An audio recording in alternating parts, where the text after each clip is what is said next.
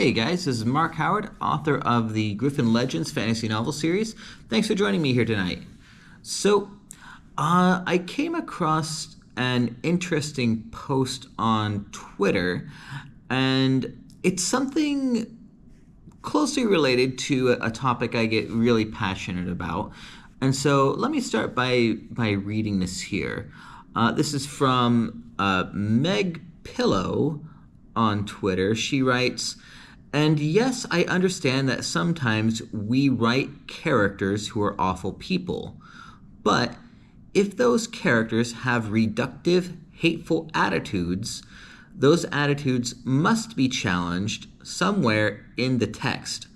Otherwise, the only conclusion is that those attitudes are also shared by the writer."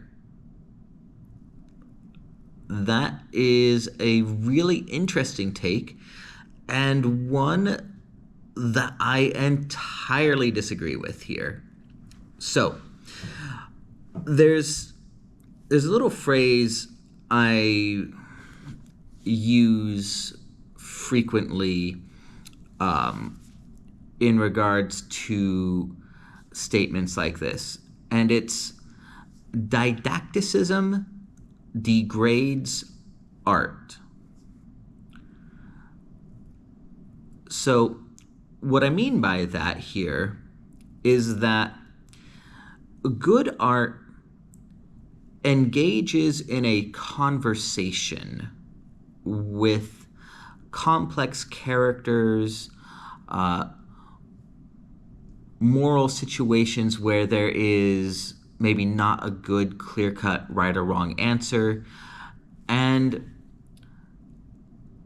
oftentimes good art can leave the audience to come up with its own answers for certain questions, right?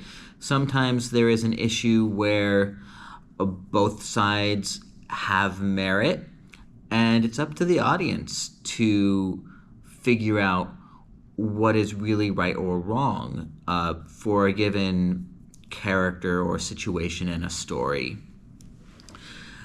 What bad art does, though, bad art tells you the moral of the story. Bad art tells you what to think about any and all situations, right? I believe I've talked about this before in previous videos, right? But I give the example of fairy tales, right? Fairy tales, they're often morally instructive, right? There's a place for that. We want our children, in the case of fairy tales, to grow up to be good people, to have sound ethics, not to lie, cheat, steal, all that kind of stuff, right? And so fairy tales have their place, but there's little to really discuss about them, right? When we have a character who is simply known as the wicked stepmother, and all we see of her is doing bad things to hurt our protagonist in these fairy tales, then there's not really a conversation to be had about that. And it just kind of stops at, well, don't be like her, in the case of the wicked stepmother here. So in my own fantasy setting, right, there are certainly some good things that I throw in there. There are behaviors that our protagonists have that I would certainly hope my audience would desire to emulate, right? Virtues like courage, honesty, things like that, where I certainly promote that stuff. But our characters also, in my stories, they live in a complex world, and not every character does things that are agreeable.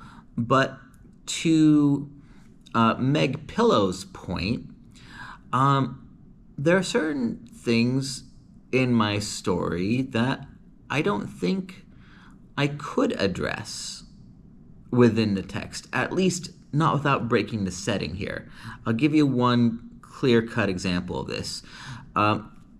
Being a setting very much inspired by real-life history, my characters live in a feudal society. Now, me here in real life, right in front of you, I do not promote the return to feudalism. I think that there's some things about that which I, as a 21st century man here, would very much disagree with, right?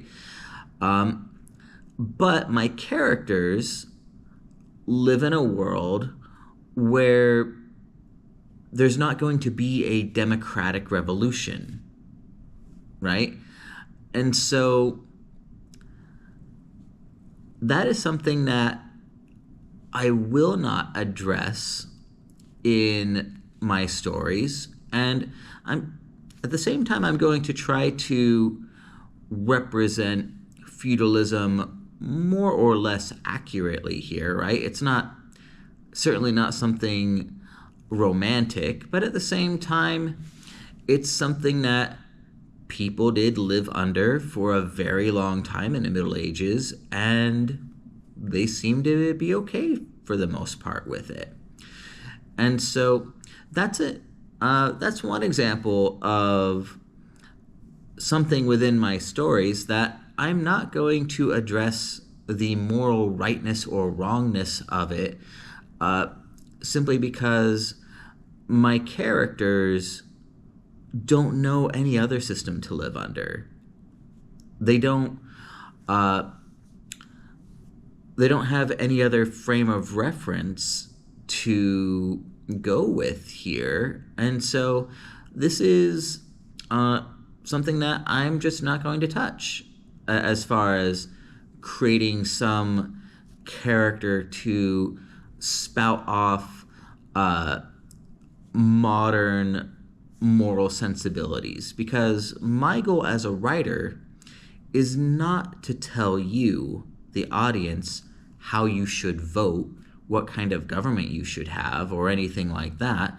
My purpose as a writer is first off to entertain you guys, right? It's to provide enjoyable stories that people want to read, but also to take you to another time and place outside of the issues that we deal with every day, right? It's not my place to write you an essay about a whole bunch of modern feelings on some of these things that come up in a story. That's just not going to happen. And I think that artists who do those things are hurting themselves, or hurting their works by doing so. So, yeah, and there's plenty of examples of that out there, right?